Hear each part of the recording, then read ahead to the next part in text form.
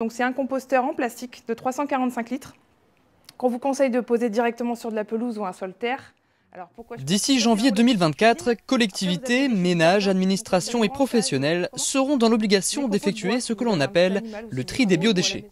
Traduisez, plus aucun déchet vert dans la poubelle noire. Le but de l'expérimentation qui vous amène ici aujourd'hui, c'est réduction des déchets. À Saint-Quentin, on se prépare déjà à cette généralisation. Plus de 50 bacs de compostage sont distribués dans certains quartiers pour une première expérimentation. On a 463 foyers éligibles aujourd'hui et on a pour l'instant une soixantaine de réservations sur 2 jours. L'intérêt d'éduquer des gens et de sensibiliser les gens au compostage, c'est aussi de permettre de retirer une grosse partie des biodéchets qui sont à l'heure actuelle présents dans la poubelle d'ordures ménagères. Ça représente un tiers à l'heure actuelle. Un tiers de déchets qui pourraient être évités, voire réutilisés directement. Chaque personne s'est vu confier un kit complet de compostage.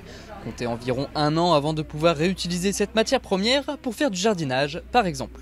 En fait, ce que vous pouvez à l'heure actuelle mettre dans un composteur, c'est uniquement des biodéchets. Donc nous, on le détaille en 3 familles. On a la famille des déchets de jardin, donc c'est tout ce qui va être pelouse, branchage. Vous avez la famille des déchets de cuisine, c'est pour ça d'ailleurs qu'on fournit un bioseau.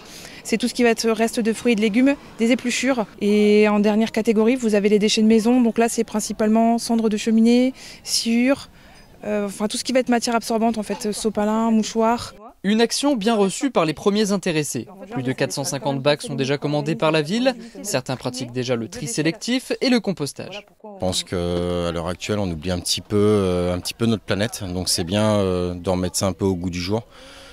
J'espère pouvoir montrer un peu l'exemple aussi aux plus jeunes. Et puis bon, j'ai un petit terrain, j'ai de l'herbe, je suis un peu comme tout le monde, ma femme cuisine. Donc je pense que composter, c'est bien, ça apporte aussi bien pour la planète que pour nous. Donc voilà, pourquoi pas.